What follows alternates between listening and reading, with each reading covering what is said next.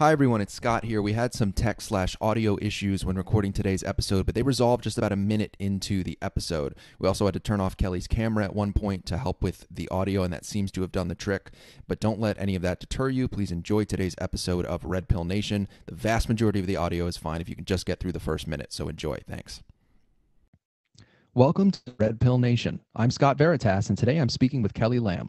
Kelly is a YouTuber, musician, and one-time political candidate. Today we'll discuss her red pill journey, free speech, Jordan Peterson, and the psychology behind woke supremacy. You can find Kelly's YouTube channel and Twitter profile linked in the description to today's episode. Kelly, thank you for joining us on Red Pill Nation. Thanks for having me, Scott. I appreciate it. Yeah, I'm very excited to have you on, Kelly. The first thing I want to talk to you about is just you and your story. I know that you're one of many walk-away, usually I would say walk-away Democrats, but you're in Canada, so you're a walk-away liberal over there. But one way or another, you left the left, as so many of my guests have, as I did.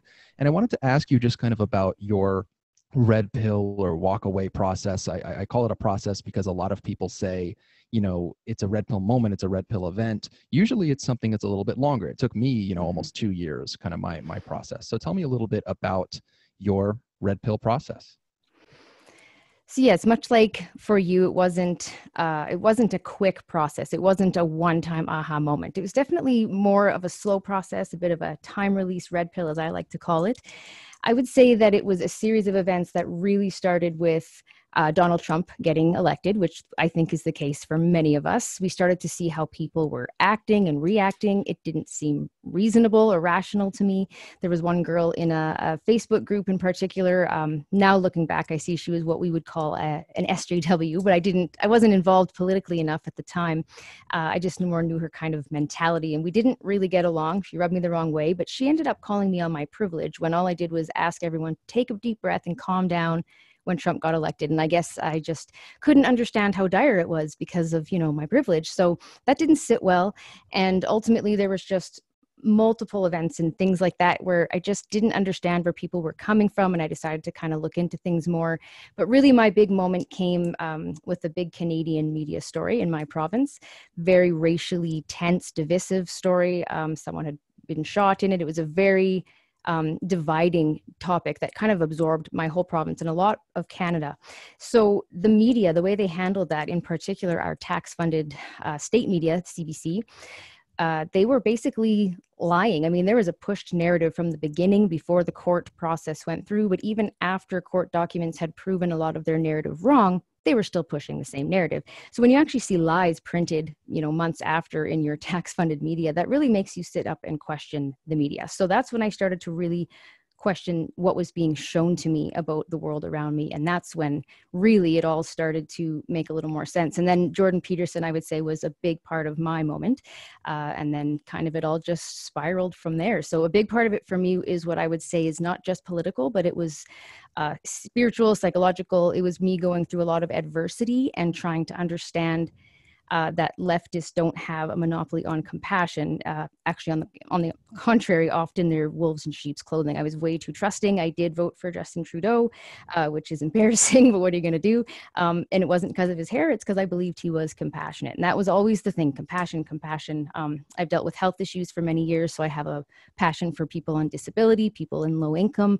And I wanted to make sure I was following and promoting someone that really cared. And I guess I was just very naive to believe that A, the government cared, or B, that the government was any good with money and could help even if they did. So yeah, it's really been a worldview shift, and it's taken a lot of time, and I'm grateful for it because I feel more sane now. Yeah, Kelly, you know, so there's so much there in your story that I want to jump on. I mean, there's, you know, the media being the way that the media so often is. There's the idea of, you know, weaponizing empathy, Jordan Peterson's impact on you, so many things I want to talk about. I think I want to maybe focus in on the Peterson aspect of this all, because you are, like Jordan Peterson, also Canadian, and it's hard to talk about free speech and people getting red pilled in Canada without talking about Peterson.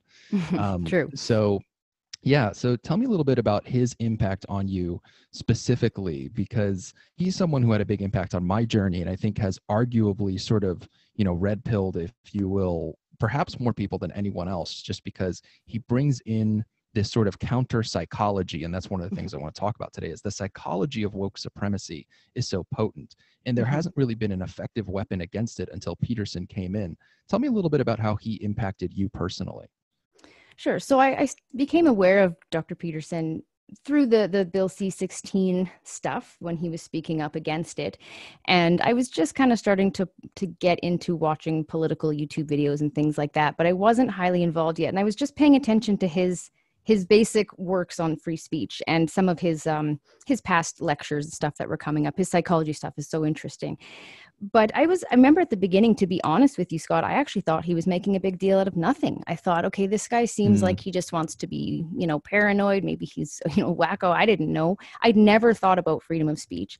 As you know, it's not the same here in Canada. We do have freedom of expression, but we don't have a constitution. We do not have those enshrined rights, and it's just not looked at the same way. So it's just not something I'd thought of, even getting into politics. So I really thought he was making a big deal out of nothing, but I listened anyway. And by the time I listened to, a couple hours of him chatting, I realized that he had a very strong and very important point. And then once you look into that element and you start to understand history, and that any place that has had compelled speech has ran into pretty major societal problems, you really start to see the danger in it and that slippery slope of who gets to decide. That's the part, right? Who gets to decide what speech is going to be allowable? So he really opened me up to the importance of expression, because it is at the base of everything else. You can be passionate about immigration or disability or anything, but you can't talk about it if you're not in a free place to talk about it. So you can't even discuss solutions. It is the basis of everything in a place that actually values liberty. So I started listening to him, and it actually ended up being unexpectedly a very big spiritual aha moment as I was slowly leaving sort of new age modalities and getting back into my Christian faith. Things are shifting. I was really appreciating his discussion on meaning and finding purpose instead of happiness. So that was the kind of stuff that I was really latching onto, as well as the more political side. And I had a moment where I was really physically suffering. I'd come out of surgery. I wasn't doing well, very hard time physically, emotionally. And I just was done. I really didn't want to I was really almost suicidal. And I was listening to something he said, and he brought up one of his epic points, that not just life is suffering, because that is a big one, but that you need to pick up your suffering and bear it and be the best person you can be with those things. You have to figure it out. You have to deal with the cards that you're dealt, essentially, and be good anyway, so that you don't make things worse. And that just blew my mind. And that was an aha moment. And it helped me to get up out of sort of a victim mentality. And from there, being introduced to other great speakers, other great minds, really just changed my whole worldview. So he was very empowering for me. And it's interesting because a lot of people blame him of being misogynistic. And I just think that's so interesting that, yeah, he has lots of young men that follow him, but yeah, of course they do. But I've met many women, one of your past guests, Gracie West, many women who have been deeply touched by his work and have made us stronger and more empowered women. So I laugh at those who think he's dangerous. First of all, actually one of my videos is how Jordan Peterson saved my sorry arse. And it's basically me reading out a rebuttal to a newspaper hit piece on him where they claim he was dangerous, so that's a Canadian CBC media as well. Just lovely folks. Yeah, it's with Peterson, I think one of the things that really strikes me about your story is he takes people who I think are in a tough spot. I mean, you had been dealing with health issues. You probably in many ways felt like a victim of these problems that you were having. I know that I was in a place, when I discovered Peterson, where I felt like a victim. Everyone is kind of encouraged by this woke thing that we encounter to lean into our sense of victimhood. And what he did, you called it empowering, which I love, because Peterson gives people like you or myself, and just millions of people, I mean, all the people who've encountered his work, a reason to not just sulk and be a neurotic victim. He puts the focus on personal responsibility, and that allows people to do something that is inherently kind of anti-woke, which is look at the world in terms of what can I do to better myself, instead of just, oh, I want rights. I want people to expand my rights and give me and help me because I'm a poor innocent victim. And I've always I kind of alluded to this before. I feel like he's just and it's a shame that I know for a little while he's been out of action because he's been ill. Yeah. I think he actually had COVID-19 for a little bit, but it sounded like Oh, he was I didn't recovering. know So, that. we all hope that, yeah, there was something about him in getting it, but, we all hope that he gets well soon. It would certainly be a Mhm. nice time in the world right now to have him back. But in any Oh, case, absolutely. his his work has provided the perfect, I mean, it's the name of his book, The Antidote to Wokeness, or The Antidote to Chaos is the name of the Mhm. book. But it's I want to ask you kind of about just the contrast Mhm. really between what he was doing and the message that you might have been getting from peers and from the media, that is sort of this overwhelming victimhood mentality. Because to me, Mhm. that's a key aspect of the psychology of woke supremacy, is that people, there's sort of this, and even before the woke stuff really started to creep up, I felt like in our society, in the Western world, there was started to be this kind of victimhood mentality, that any suffering that you were having was something you needed to use to define yourself and to earn these kind of victimhood points. And that's, you were kind of encouraged to, if you were to tell a story about yourself, make it center around this suffering and like, oh, poor me, and all Mhm. of that. And I think that got transferred into this kind of weird political thing where it became, of course, all about race, all about gender, all about sexuality, and these supposedly victimized group. What do you think about sort of the clash between the Peterson ideology, which is essentially a responsibility culture, kind of a classical Western view of the world, Mhm. and this very weird psyche of constant aggrievement and victimhood on the left? That's a big question. So I'll try to be brief. I've never said brevity was my strength, so we'll start there. Um, I think with Jordan Peterson, what's amazing is, like you said, the focus on personal responsibility, but his message does transcend sort of your personal relationships and your basic day to day, how you handle work situations, how you handle your kids, parenting, as well as it gets into the nitty gritty of politics. Because as you said, it's all become one now, and it's become less of just, this is my idea on policies and that's why we disagree, as say a Democrat or Republican. Now it's, here's how I see the nature of humanity. It seems like human nature is a big element. So when it comes down to Peterson, he talks to me, or to me, he talks sense when it comes to human nature and the reality of history, and that humans really haven't changed that much despite our new technology, new clothing, new trends. But we've always had these certain limitations and then our certain strengths. And I think he's honest about that. And what I like about Peterson is he says that the left needs the right and the right needs the left. They need each other to balance each other. And that is true politically, but also when you look at left and right.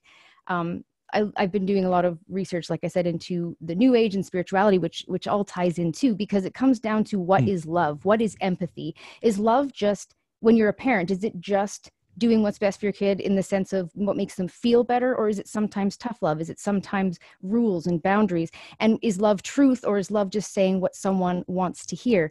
And I think when you start to look at empathy and love and all these good, warm, fuzzy things that humans are capable of, it's very easy to assume that the most empathetic or loving thing is giving someone something, or saying that everything that they're doing is right. Don't make them feel bad. Don't make them have a bad feeling, when maybe that bad feeling is what they need to spur them forward. Maybe it's the right kind of guilt, not shame, but guilt, where you think, I've done something wrong, I want to be better. And I find that there's a cognitive dissonance in a lot of people that will not accept that, because once you accept that, you have to look at your whole life differently. And people misunderstand conservatives when we say personal responsibility. It's not that we don't understand that everyone has a different, I guess, level of privilege. When you talk about privilege, clearly someone who grows up with billions of dollars will be more privileged than someone who grows up with none. Obviously, there's class privilege, I think, is a pretty obvious thing. Health Yeah. privilege is an obvious thing. Hmm. Obviously, if I'm not in a wheelchair, I'm more blessed in that respect than someone who is.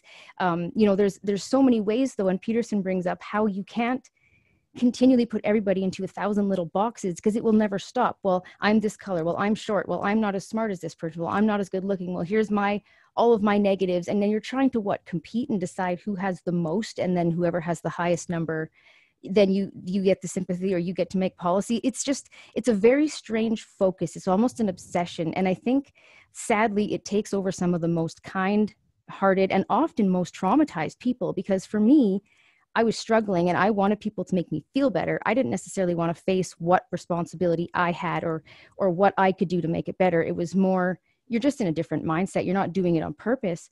But then in the new age as well, for me, it was, you're in this sort of, it's kind of the love and light. Everything's love and light. And, you have to manifest your destiny, and it's all just kind of flippity.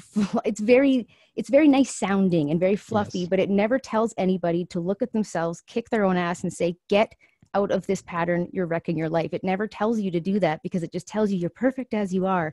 And I feel like that's the lie. And that has transcended into politics.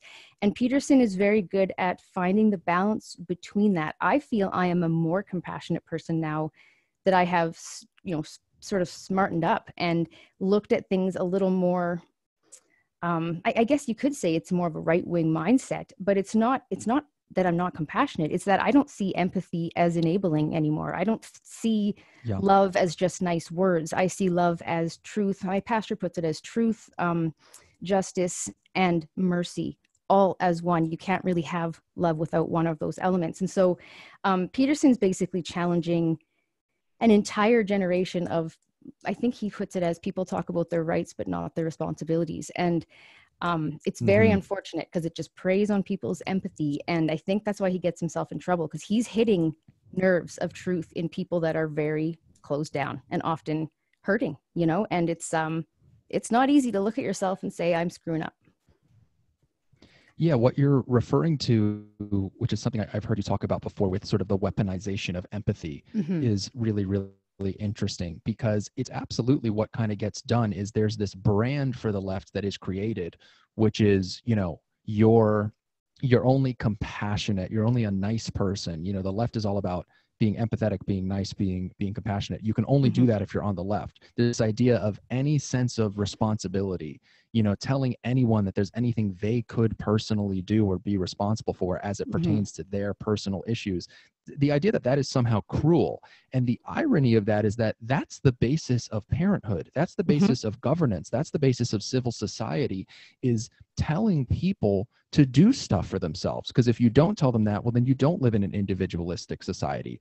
You live in a victimhood culture. And I think the biggest irony of all is that even the sort of spoken intention, the implied intention of this sort of compassion and victimhood and this, so what is supposedly a kindness and tolerance culture, that that spoken goal does not manifest itself when you have this system. You end up with sort of this low resolution version of compassion, which is just letting everyone do whatever the hell they want at any given time. And it turns into chaos because people hurt each other. I mean, you have a group like Antifa that claims to be compassionate, loving, leftism, but they're beating the crap out of people and burning down buildings. You have people on the left who may not even be in Antifa. They may not be committing physical violence, but anyone who is even remotely on the right or in the center or just not on the left like we are can show tons of messages of just pure hate coming from people who claim to be the compassionate ones. And to me, that's always been the big irony, is that people would say like, oh, well, isn't it a worthy trade-off? Maybe people are a little bit irresponsible and silly sometimes. Maybe they're doing lots of drugs, having promiscuous sex, doing the kind of things that people will do when you let them abdicate any responsibility for their lives. But then they say the trade-off is we get this kindness culture, this compassion culture, but we really don't end up with that. I've seen the countless death threats that somebody like Andy No receives, the vile things that are written about Jordan Peterson himself, messages that people like you and I have gotten. And I always just think like, there's no upside to this. It doesn't even do what it is supposedly intended to do. That's just it. The irony is that it ends up making us more divided. When you look at what's going on, of course, in the US and elsewhere, it's spreading, is the racial division, especially during an election year. Apparently, the new way we speak and all of, taking people off of food products and even using the term people of color. I don't understand how not that long ago, it wasn't a good thing to say colored people. Why is it better when we just say people of color? Or Joe Biden said something on one of his tweets a few weeks ago about how happy he was that brown and black girls everywhere could have hope. And I thought that just sounds really demeaning. And to me, I feel like in the name of being woke and compassionate, they're actually tearing down whatever progress we've made as a society in all of these years. And it's very frustrating because they're focusing in on basically critical race theory, and there's gender theory, and there's all these different things that are kind of underpinning this, postmodernism being the big one. Like you said, anything goes. We have to be tolerant of everything, or else you're a bad person. And with that is coming a lot of anger, and then you have social media, which of course divides us into echo chambers, and people get more upset, and they kind of get into that world, and they forget to humanize people. But I mean, I've seen Antifa in Hamilton, in Ontario. I don't know if I'm sure you guys saw that. A lot of people covered it. That 86 or so year old woman, Dorothy, who got accosted by an Antifa member here in Canada at the Dave Rubin event. I was at that event, and see that. Oh, it's worth a watch. If you were to just to type It's in, it's the video is appalling. They basically shouted down, or did you say you did see it? Sorry. I did see. Oh, I mean, you it's did. just they're shouting down this old woman, and the first thing that comes to mind for any reasonable person is, how do you think you're the good guys? That's How? just it. Like How? once you're engaged in that kind of activity, you're screaming at an old lady. That's all you're doing. It Yep. is baffling. I have seen Yeah. that video, and I And recommend it to people. It's she shocking. ironically, what most people don't realize is she was a lifelong NDPer, and NDP, the New Democratic Party, is very left leaning. They're far more left leaning than the Liberals. So she just came to hear what Maxim had to say, because she believes, Maxim was the party leader, that she believes in free speech, and we very much as a party stood for free speech. So to watch that happen, and like you said, how can you think you're doing something righteous? And it makes me question their mental health. It makes me question the way they see the world. Is it just vileness? Is it a spiritual thing? I don't know, but it's just a darkness. And to me, that's what I don't like about Marxism, is it's always bred out of resentment. And it seems like that's what all of these critical race theory, all these things that are underpinning policy right now and social division, are built out of resentment and anger and collectivism. And that drives me up the wall, because the far right, so to speak, the actual far right, and the far left are so similar. And white supremacists and woke supremacists, as you would say, are so similar. They really do lump people into one group, and then they Yes. badmouth the other person if they don't believe the same way they do. I mean, to have people calling Black people disgusting racist names just because they're conservative, I mean, where is that not racist? In what universe are you not the racist? And it's just, it's frustrating, because I see so much devastation from this, and then you see it happening to young people, and enlisting shame in people for their color, and it's just color. We're obsessed with color, and we are making things so much worse. And I don't know what the end goal is, other than chaos and war. I don't know what they're trying to achieve, because it's certainly not love and peace and utopia. Yeah, so that's a really interesting point that I actually like to talk about a lot, because I have a little bit more of a, I like to call it realistic. Some people might call it kind of cynical or pessimistic view on this, which is, you're right when you say that what they are doing, what the woke supremacists do, and the reason that I give them a pretty nasty name, I mean, in saying woke supremacist, it does imply malice. And the reason that I do that, and keeping in mind what we're saying about the fact that what they do ultimately, it causes people to have this unhealthy obsession with race in particular, also sex, gender, and sexuality, and these other things. But the one that really creeps us all out in civil society is race, because what you end up with in the media, in other places, is a gross attempt to kind of foment a racial conflict, which no one wants, which Right. I don't want, you don't want, no reasonable person wants. But how can that not be something that could arise when every day in the United States they show an out of context video of a Black person getting shot or attacked by police? They don't give you any of the context, and they say, here's just completely racist violence straight out of the 1950s. And of course that infuriates. And if you thought that there was an epidemic of police violence against Black people in the United States, you would be, any reasonable person would be out in the streets. Of course. Some people would get violent. If you thought that you lived in a fascist state that was committing a genocide, that is literally the language that they use.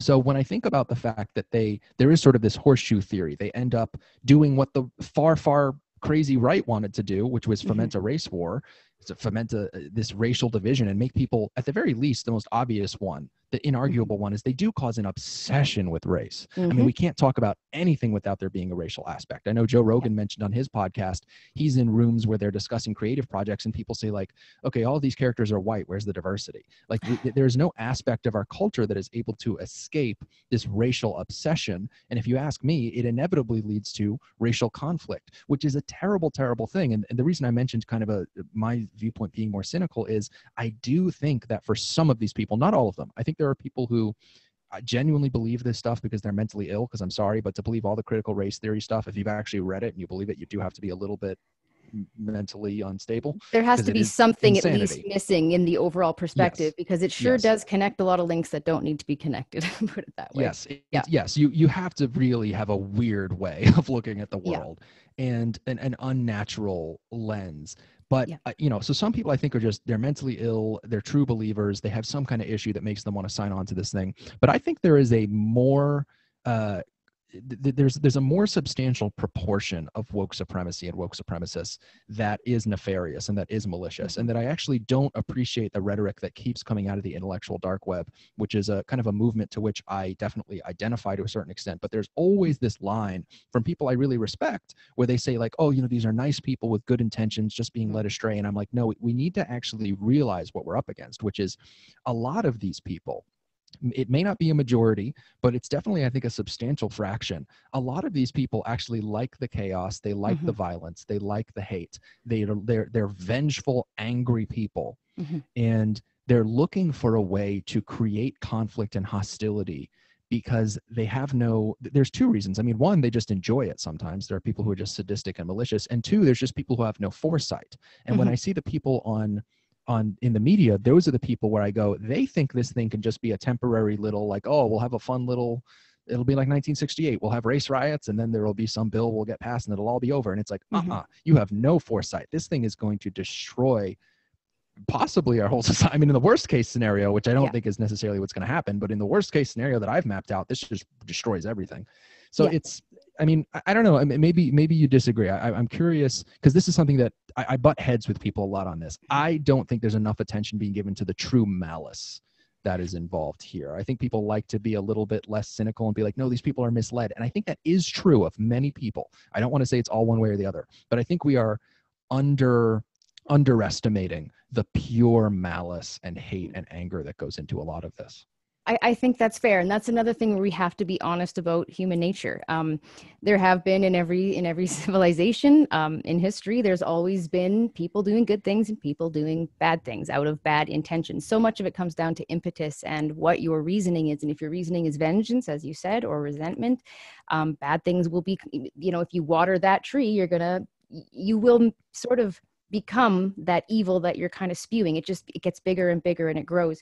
And I think that element is not being, I would agree with you. It's not being discussed enough. When it is, it's usually someone like Trump or someone very bold that will say something, but not give a lot of, I guess, nuance to it. So then no one's really listening to the point. They're just seeing it as an He's just insult. not quite articulate enough, He, and it frustrates me. Like at the debate, yeah, his way of describing critical race theory was, oh, well, it's racist and it's a reversal. And it's like, that's a good start, but I wish it was James Lindsay up there. yeah, there could be people that are really, I have so many people that I respect and how they put words together, Andrew Clavin and all these great people that are just incredible with language. And sometimes Trump's hilarious, and sometimes I just put my head in my hands and think, you really could have made a better point there. But Yes. what happens is you end up then with the media just is so one-sided. I don't know how anybody can argue that anymore. There is just so much more mainstream left media. So they've got everybody convinced that like you said, the country looks a certain way. So in the States, for example, and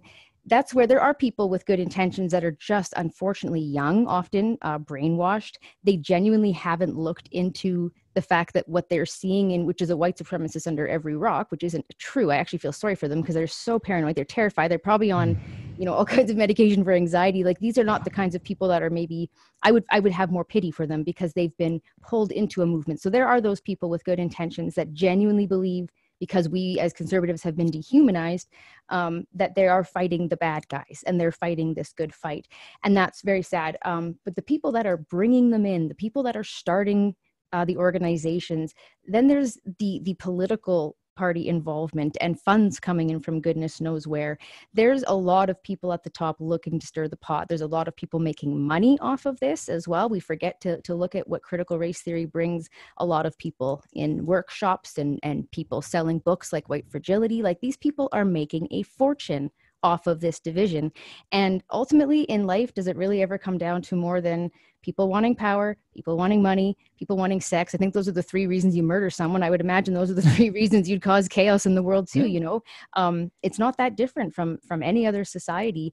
And sadly, it's turning citizens that are more alike against each other instead of us paying attention to the actual systems and people, generally government, that put it into place in the first place. Like in Canada, the issue is generally, we do have, of course, in the cities especially, we have a very multicultural country in general. So there is BLM protests and stuff going on here. But I would say the bigger issue here is our First Nations people or Aboriginal people. And they've made us all hate each other, apparently. You know, it's just this horrible division when really most people that moved here were just farmers, settlers. They didn't bother anyone. They didn't hurt anyone. It was a group of elitist politicians that did all the damage. But now you're going to tell the citizens that they all did it to each other. Their ancestors did it to each other. Largely, we were all just trying to get through, in my case, in our province, just trying to survive the bloody winter of -45. So, you know, it's really sad because there are people at the top. There are people that make money off this, that get power off this. And some of them just seem to get off of this, you know, this division, this hatred. And that's where, as a Christian, looking at it from a spiritual point of view has been interesting too. And some people might think that's all wackadoo, but I'm telling you that the more I look at it, the more rational it all seems, that there is like an evil. There is something going on that people are, it's just infested. It's like a cancer. It's just spreading. And I do see the end result as being various types of civil war. The tension's rising, and it's very worrisome, because when you've dehumanized one side that much, the good and the bad people, it doesn't matter what your intentions are anymore. They're all getting sucked in to the same mentality, and they're causing, at this point, violence. People are dying, right? So it's how many people have died because of all the riots in the States? I know the last time I checked, it was 26 dead or something. It's a little more. I know it got to 30, and then they took the number off. I was using Wikipedia for the George Floyd protests death count. I'm guessing it's at least like 40. You know, and you had one case where an Antifa militant just shot a guy in the head. I mean, that was straight up. That was the first confirmed case of Antifa committing lethal violence. I don't think there was ever a confirmed case of them actually killing someone. Yeah. Which, of course, people always use to say, like, oh, well, one person died at the Charlottesville rally. Has anybody ever been killed by Antifa? And it's like, oh, yeah, because if you get hit in the head with a bike lock, that's just fine as long as you live. There's so much actual violence that just didn't result, like you said, in that death. Or I mean, I've had threats. It happened not to kill, and then of course someone got shot in the head. Like, yeah. No, it's pretty awful. And on any side, I mean, I don't condone violence on any side, and any side can be radicalized and forced to believe that the other person is the enemy. I try not to look at every leftist and liberal are different, as I'm sure you like to make that distinction. Yeah. Not every leftist is, you know, commie scum and must be destroyed, you know, but there are people that are literally trying to tear down, in your case, the United States of America. Really, everything you're founded on, they're saying is evil. And they're trying to destroy the whole American experiment, which has been, despite its flaws, fairly successful compared to a lot of other places. And in my case, in Canada, we are just going further and further to the left every day. I'm astounded here. I don't even know where to start on Canada. Yeah, it's I think in the middle of what you were saying, you actually did a very good job of giving a method by which to kind of differentiate, because it's important that we differentiate between two groups as we try to combat this, right? So if you're in sort of the resistance coalition, whether it's the dissident right, the intellectual dark web, whatever it might be, if you're in that coalition and you're trying to combat this, it's important to differentiate between the two groups we've identified, which is people who are kind of true believers, and in theory they could be convinced, right? You could give them information they do not have, and they'd say, oh, I'm actually going to believe that because I am following whatever my true beliefs are at the end of the day. These are often young people who they don't have a way of knowing better. They're not very learned. I was about 21 or 22 when I started to like really wake up to this stuff. So in my, younger youth was when I really believed a decent chunk of the identity politics stuff. But in any case, you pointed out how the people who you can identify as being more inherently malicious are people who in theory should have the wisdom and the knowledge to know this stuff. So these are older people, rich people who have access to information. People in the media is the one that always gets me. These are the people with the greatest access to information in the world. They are doing these investigations, but they're doing those investigations with an agenda, and they're hiding the information that doesn't serve that agenda, and they're twisting the information and decontextualizing the information that forwards that agenda. And those are the people, I think that you alluded to something which is very helpful, which is it's not particularly difficult to kind of profile people a little bit and figure out, okay, who are populations that can be convinced to turn away from this thing? Because ironically, it's the people who are the true believers. because at the end of the day, if you give them the alternative information, they can be effectively what you might refer to as red pilled.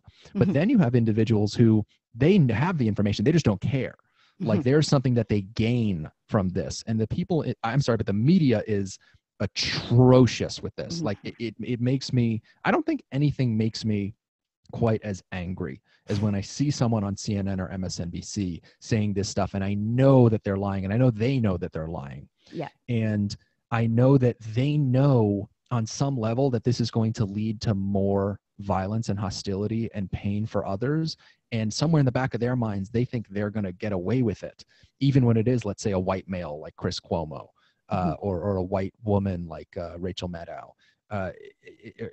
Or, you know, I mean, anyone who doesn't fit, I mean, even Don Lemon is male, right? I mean, all these, there's no one on TV who is like a disabled Black lesbian. Like, so these people have some way in which it is implied they are an oppressor, right? Rachel Maddow because she's white, despite being a gay woman. Don Lemon because he's male, despite being Black. It's like, I've always made this joke about no one can actually get out of this thing scot-free unless they fall into literally every single victimhood group in existence.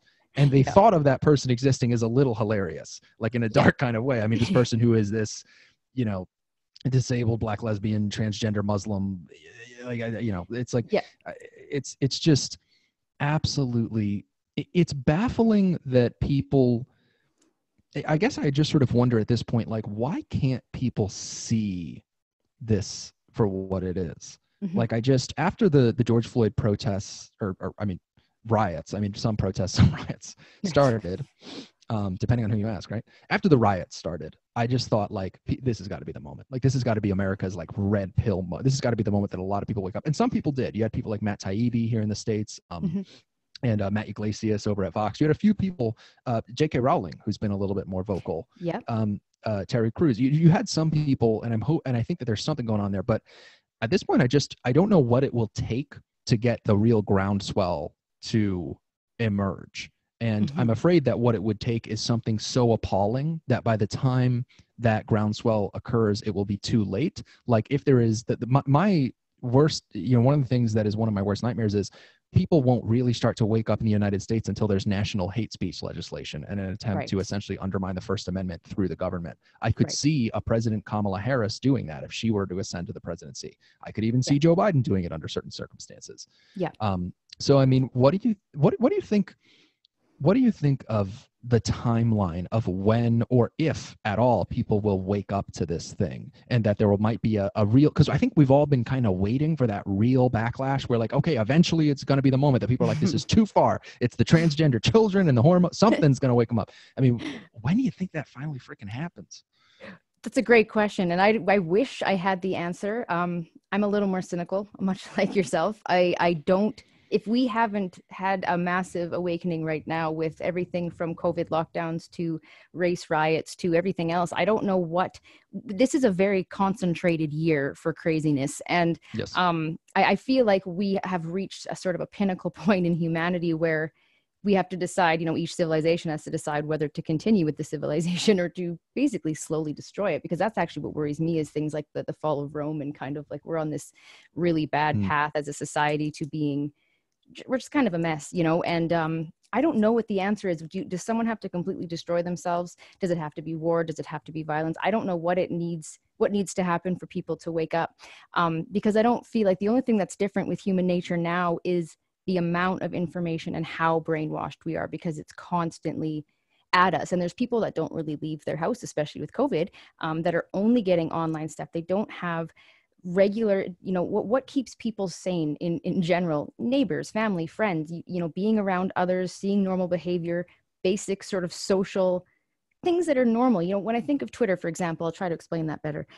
When I think of Twitter and how people generally interact on Twitter, I can't think of a human scenario in regular life where that would happen. What is it? You're in the grocery store, you're having a chat with someone, and someone just comes out of the other aisle and punches you in the stomach and walks away. That doesn't happen, right? So if we could just get back into real life, and instead of being in our little radicalized echo chambers where all we see is what will continuously push our biases down, I think that's a big part of it, is just people are so overwhelmed, brainwashed. They're constantly, you know, on their phone, scrolling through stuff that's continuously telling them that they're right. And what's scary about that is that when you do find someone and you can prove to them this is false, what you just saw, here's the court document, here's the newspaper, you can see where it's false, or here's where you're saying Donald Trump said this, here's the video clip unedited that shows you that you are wrong. What happens is that person now has to make a decision. They're going to either cloud over and just keep going, which is easiest, far easiest, or they have to say, okay, you're right about this, which means you might be right about something else. And that's the step. I think that that's where people get caught. They might know for a quick second in their heart of hearts that you're right, but if they accept that, they now have to dismantle everything and admit that they were wrong and admit that they might have some guilt. And I feel like that's the part that tests the character of the person. And sadly, what I'm seeing over and over again is people are not courageous, they don't have integrity, and they would rather feed their ego and the concept that they're right and that they're virtuous and that they're wonderful than to have humility. There's no humility. It's gone. And that's what worries me about our society is I just see a whole bunch of narcissists fighting it out. And especially with lefties, so to speak, not liberals, lefties, it is a very narcissistic worldview.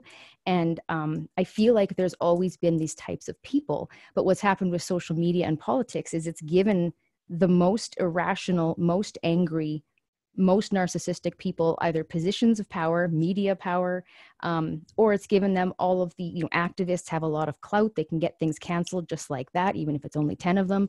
The loudest, worst voices now are the ones that would have been quieter before, So I just feel like there's like a megaphone on narcissism, and I'm not sure how you turn that down enough so that people can slow down and actually get back to critical thinking. And I don't know the answer. I do know that there are people waking up. If it happened to me, it can happen to anyone. I try to surround myself with walk-awayers because I think it's worthy to understand where people's mindset was when they were, like Carrie Smith on Safe Space. She was literally the feminist with hateful bumper stickers on her truck. She was writing letters to cancel people. People can change, but there has to be humility. And I don't think that's a trait that even people talk about, let alone promote. And the media, like you said, is just despicable. And when the media is owned by, it's just a business. I mean, at the end of the day, they're making money too, and companies are woke and they're making money. It's all money. And that's the funny part about leftists as a side note. They always claim to be anti-corporation, but they're so excited about all these corporations. The woke right? capitalism thing is just hilarious. Yeah, it's insane. So there's just a lot of contradictions, and people don't seem to have just the integrity to say, you know what, I was wrong. I was silly. That was stupid of me. I was naive. It's just, I don't know. It's, I hope the best for humanity. I don't know if I believe the best in humanity right now. Yeah. I mean, it's definitely an uphill battle. And I think that, bringing social media into the conversation is important because I think that if there is a successful attempt to halt or even reverse this process, I think it's going to be a very multi-front, multi-pronged approach. And one of the main fronts is going to be social media, particularly in how it applies pressure. Because social media is, as you alluded to, it is used to apply pressure to corporations to fire people for having mainstream opinions. This is possibly the worst thing because it is what is preventing people from even having a conversation with a coworker where they're speaking what they actually feel, or even a conversation with their own family or friends. And there's this, and also young people who are very interested in their social status they're living in a world where they're all expected to have a public persona, whether they're a celebrity or not. In the past, it was really only public figures that had that. Yes. Now, everyone has a voice, which is cool in concept, that everyone can reach 300, 500 Facebook friends at a time or whatever it is. Most people have a network much bigger because of social media than what they would have had in the past. It would have just been their friends, their family. But the downside to that is when the only people you really care about in terms of their opinion towards you are your friends and family, it allows you to have this nice natural process of, oh, maybe there's a disagreement here and there, but we love each other, we care about each other, we talk it out. Social media does not allow for that. Twitter in particular does not allow for that. So there's this factor of everyone needs to be a public figure. Everyone's a politician now. You won't meet anyone that just says, there used to be people. And I remember I was so obsessed with politics. I used to resent this type of person, and now I miss this type of person. You used to be people, you'd ask them about politics and they'd be like, I don't know. They'd be like, I don't know anything about it, so I'm not going to speak on it. Yeah. And I try to do that more with issues. There are a few issues because of my age, I'm actually, thanks to the Affordable Care Act, I don't know a lot about healthcare because I've never actually bought my own healthcare. I'm on my parents' healthcare. So when you ask me about healthcare, I go, I don't know that much about it. I'm not going to pretend to really have a position here because I don't have any experience with this whatsoever. Climate Yeah. change is like that. I'm not a climate scientist. Yeah. I don't pretend to have all the answer on climate change. I assume generally based on the scientific consensus, it is happening. But in terms of the details of why it's happening and how, I'm not a scientist. Mhm. But in any case, my point was, on social media, everybody has to have an opinion all the time. Everybody is constantly thinking about, oh, what are my 500 Twitter followers or 500 Facebook friends going to think of this? And it's very unnatural. And I think it's led to kind of like whoever has the biggest stick wins, and the woke people have the strongest system for social pressure, for peer pressure. Because if you're not a part of their in-group, the worst thing that somebody would call you if you're not in the conservative in-group, maybe they'll call you a bum or they'll call you a communist, and that doesn't really carry a whole lot. Those are the insults that they might like to use. If you're not with the left, they'll call you racist. And that Yeah. carries so much water on social Oh, media. yeah. It can get you fired from your job, like I said. It can get you totally ostracized from your friends. So, all of this is to say, I think that a big part of the solution is changing where the pressure is coming from and creating a movement that says, actually, if you fire someone for stating a mainstream political opinion from your company, then we boycott. And this is something I wish could have happened to Google when they fired James Damore. This is, these are tactics that come from the left, but I do believe we have to start fighting fire with fire. I think that there needs to be, honestly, I've even considered, should there be, just because this is a break glass in case of emergency moment, in my opinion, should there actually be legislation that requires, if you fire someone, it cannot be for speech that was done off the clock.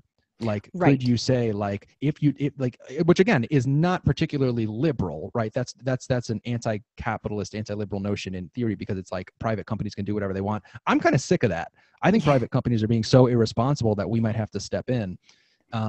What are your thoughts about that? Just about kind of the potential solutions. And I mean, that's how far I'm willing to take it. A lot of people disagree with me on that because they're conservative, and I'm kind of in the middle. So I don't have a problem with it. But conservatives always say, like, no, we can't do these regulations. And I'm like, we need to hit the emergency button. We need to do drastic, big things. Yeah. Well, I mean, as a conservative thought process, I guess we all differ a little bit. For me, the most important thing is small government and giving the government less power. So obviously, people are going to say, oh, it's hypocritical to want to throw any kind of legislation down or having more regulations on things. But all conservatives and all people have some sense. Matt Walsh talks about this a lot, because people say you can't legislate morality. Well, we do legislate morality. That already happens. Every law that exists in a society is because somebody has decided that it's wrong, and it's not always just something that has, taken the property of someone or the rights. It's often just that we've decided it's not right. There's always some level of regulation. There's already seatbelt regulation. We're not in an anarchist society. Most conservatives don't want full anarchy. Everyone has a limit. Everyone has a line where they say, okay, that's too much government overreach, whereas this I can accept. And that's kind of where the debate and the discussion comes in. So I wouldn't say it's bad to want some regulation. It's just one of those things you have to be careful, because where does that end? And then you want it to still line up with your overall principles. But what's happened with these companies is they are monopolies. It's like a technocracy. It's all encompassing. They have power. Like you said, they have power over, I don't know how you worded it, but like a social peer pressure. And people argue that, well, in the States, you say the left has power while the conservatives are in power. Yes, legally, or politically rather, the conservatives are in power, but all the social stuff, media, education, pop culture, Hollywood, everything that's being fed, jobs, all that stuff, that's what's actually the cogwheels that are turning the culture. And that's what I find is the most damaging. And so I am open to some level of discussing, some level of regulation.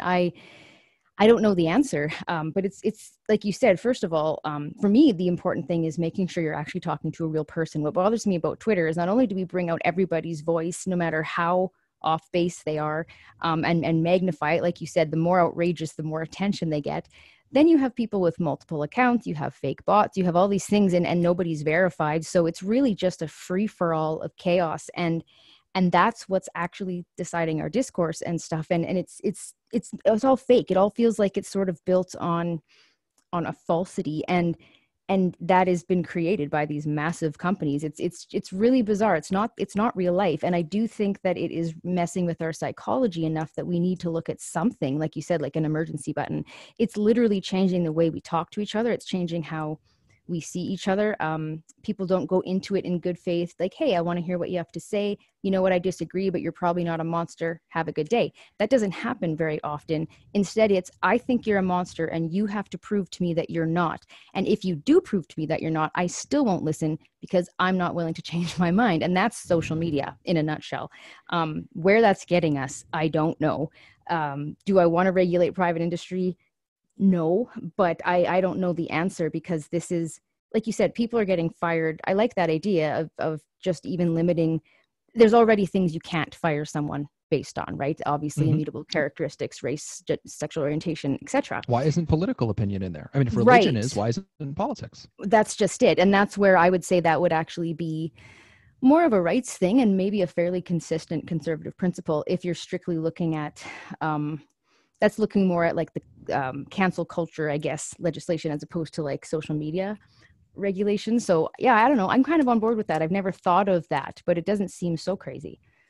Yeah, I think it's very few people have thought of it, and this is kind of something where I typically kind of make the show more solutions focused and kind of like a strategy session. I think you've maybe picked up on that I'm always talking about, like, what do we do, what do we do, what do we do, because I really believe it is a break glass in case of emergency moment, particularly since the George Floyd riots broke out in the United States.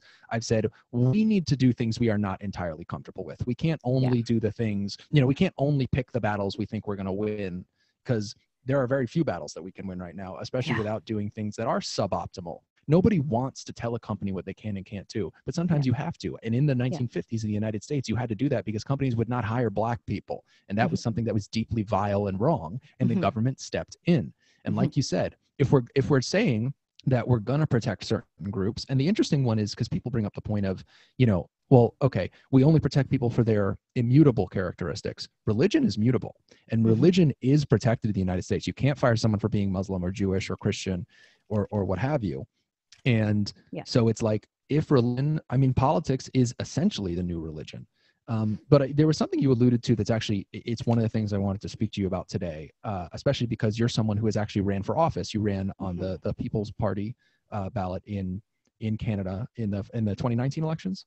Yes, it's be October of 2019. So was the election date. So considering that and your experience with that, one of the things you alluded to in what you just said was kind of there's this misnomer that, and I don't think it's going to be true very much longer in the United States, but there's this misnomer that because the conservatives are in control of the federal government, that they have the power, which is just a ridiculous thing to say. It's like, okay, they have the federal government, sort of, because the federal government is checked and balanced every way to Sunday, and then the left has everything else. It's like, it's like they have the media, they have academia, they have Hollywood, they have big tech. And I sort of, in thinking about that and thinking about how much attention people give to the elections, whether they're in Canada, the United States, or wherever they might be, I mean, we've seen in the UK and in the United States, the conservatives actually taking control of the government, and this thing, if anything, accelerating. It did not really slow down. And so what I wanted to ask you, as someone who's ran for office and based on your other experiences, Kelly, is, do you think that what I refer to collectively as the resistance, everyone who's trying to stand up to this woke supremacy thing, do you think that we should go a route that is sort of like, okay, let's go through this sort of traditional political process, try to win elections, which is what I think the Republican Party in the States has been really obsessed with for many, many years, is let's win elections, let's pass legislation, let's get judges confirmed. Yeah. And should we go through sort of that method to try and fight back against this thing and grab a foothold? Or should we just maybe put more attention, kind of set our sights on the culture? Because that's really where this thing infiltrated. It didn't actually go through the government so much, especially in the States, because we have such strong free speech protections. There hasn't been too many attacks coming from the government on free speech, although a little bit in some of the states, but not federally. So, I mean, what do you think of sort of that duality? Because I think that's a choice that really needs to be made. There's no reason why there can't be some attention given to both political power processes and cultural power centers. But I think that the intellectual dark web, dissident right, resistance coalition needs to make a decision soon about where are we going to give most of our attention. Right. That makes sense. Well, that's an interesting question, because I slowly faded away. I took a bit of a break, haven't done much content, but when I get back into it, it will be focusing more on the social, cultural elements, as Hmm. well as the faith element. And it all does connect quite interestingly, especially postmodernism. It really is something that the two just bridge together. So I'd like to bring a lot of attention to the cultural stuff personally. I think generally speaking, we do need to be very aware, whether it's commentators or just someone out there listening that wants to try to bring awareness to your ideas. We do need to be aware of the infiltration at a cultural level. You need to know what people are watching. You need to know what movies and advertisements are on, because the brainwashing is really thick. Like the propaganda is insane. Yes, When I starts young. Yes, starts young and it starts flashy. And like I said, it's usually disguised as something good or at least neutral. So I'm going to use an example. This morning, I'm doing social media kind of marketing and just stuff for my business, for my cousin's business. That's what I've been working on. So I had to download a whole bunch of apps on my phone that I would never download. So Snapchat and TikTok, because we need to reach out to different age groups. And I've never been on Snapchat. So I'm an old school. I'm like a boomer, even though I'm only 34. So I'm going through and I'm just thinking, okay, what is this? Like, what is this app? What are people being shown? What is the explore option? What if I'm a 15-year-old kid, what is my nephew seeing? What is being fed to the non-political average normie out there? And when I looked through it, I mean, I don't know if you've seen Idiocracy, but that was my first thought, was just, 8 different things coming at you at once of just headlines and garbage. And just, it Hmm. was just insanely chaotic. And then in the midst of all the random foodie videos and people dancing, there was some political thing, and every single little political one was leftist. And what you start to notice is that culturally, yes, everything is leaning left. So for the people that don't really care about politics, I don't know what your stats are there in your state or your country, but in Canada, the amount of people that don't vote is very, very high, generally runs between 30 and Hmm. 50%. And Same those are the here. people, yeah, they don't care. They just think, oh, it doesn't affect me, politics doesn't matter. But those people are still getting fed political values, even if they don't think that they care. It's just being disguised as singing. It's in lyrics. It's in movies. It's in advertising. It's all over social media. So we have to look at it culturally, because at the end of the day, everybody's being fed this stuff, unless they're doing the off grid, no social media, no cable news, nothing.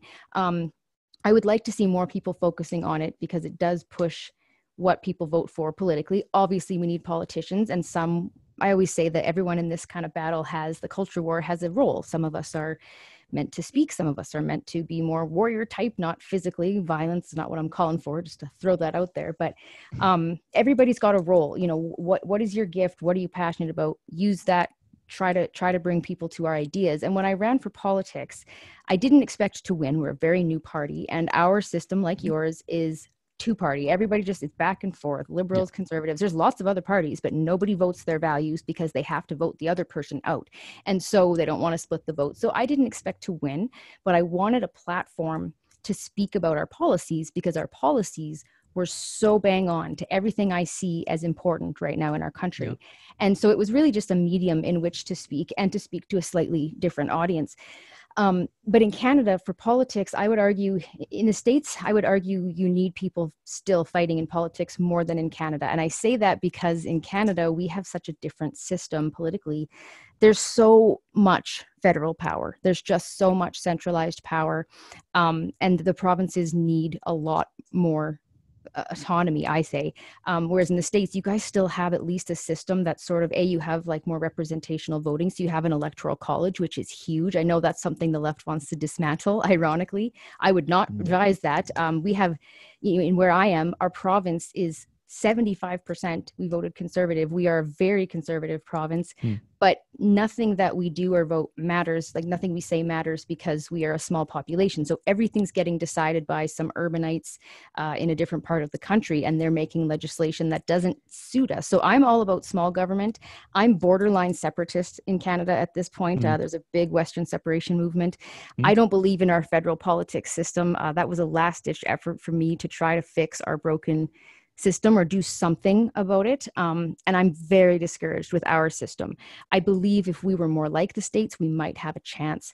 But without separating into smaller segments, I don't know how Canada can get anywhere politically. Nobody can, because when you get in, you are there to represent your constituents. There's 338 ridings across Canada. So I was running for a member of parliament, they call it, in one of those.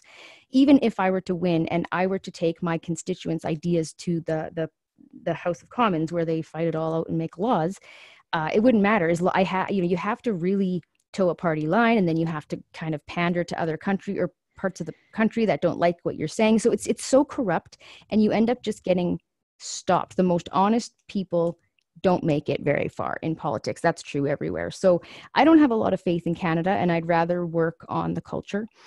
In the States, I would argue it's like 50-50, because you actually have a beautiful system. Like, I love what the States was founded on. I just wish that we had that here. It makes such a difference. I'm appalled that anybody wants to tear down and dismantle the American system. I just can't wrap my head around that one. So I don't know if that answers your question, but No, it does. Basically, what I hear and what I think about it is it's not 100. I mean, obviously this is going to have to be kind of a two-front battle in that, you'll have to try and attain some political power. And obviously you'll have to work through the culture heavily as well. But that perhaps if you're going to attain political power, it shouldn't be done through the traditional kind of two-party method.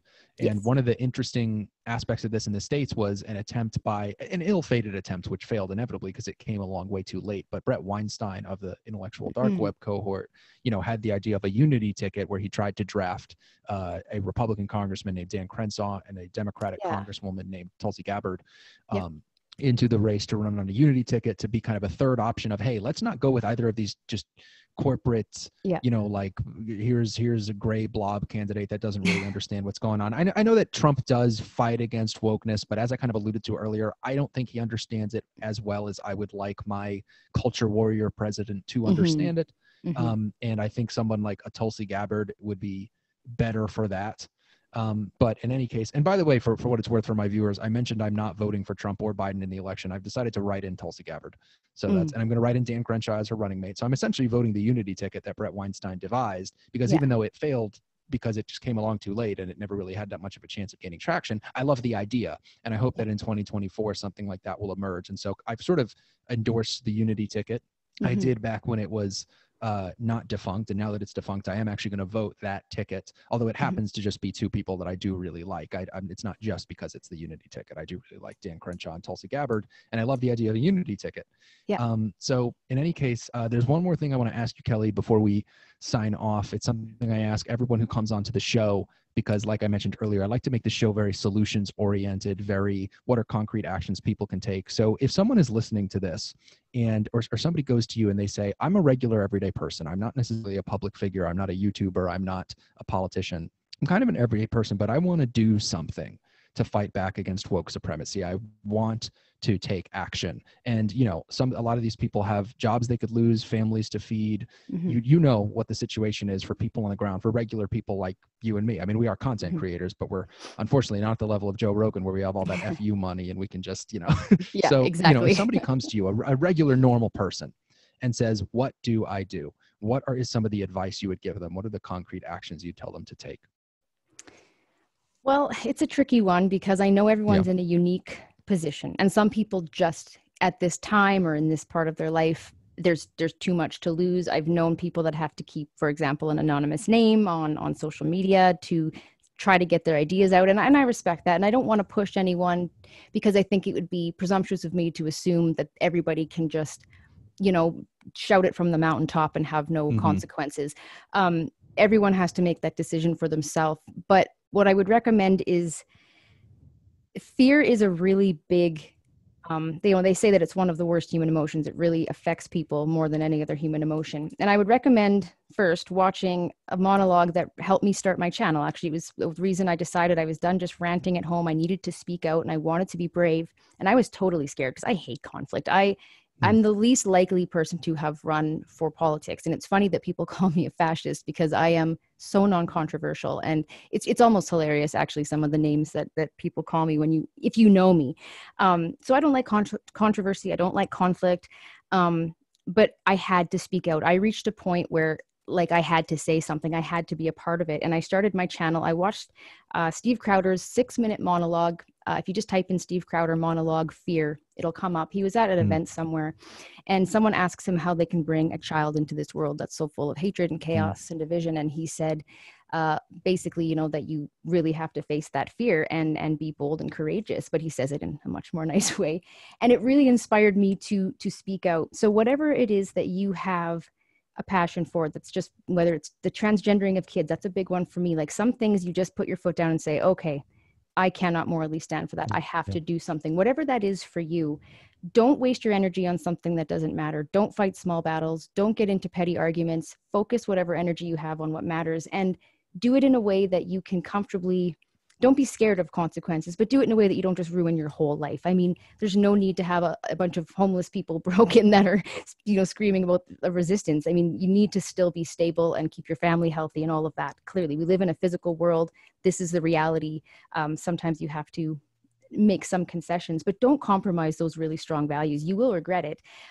There is something very empowering about speaking out about whatever it is that really moves you. It will give you meaning, like Jordan Peterson speaks of. It is really, really important to remember integrity in all of this. It's something that no one can take from you. And I'm blessed in that my health issues have taken me to such a rock bottom that I've had to accept, well, what is it about me that no one can take? Well, no one can take your soul. They can't take your ideas. They can't take your integrity. So stick with those things. Speak your ideas. Speak truth. You have to really be courageous. And I say that more for women, especially, and more meek, not in a bad way, meek, gentle people. A lot of leftists are very gentle. A lot of liberals don't want to fight. If you're a compassionate, gentle person, use that gift, but speak truth with that gift. And it's just practice. It gets easier. That's my advice to people: is don't worry, if you don't do it right, and don't worry if it's bad the first or second time. Like, it does get easier. You do eventually, the insults roll off your back.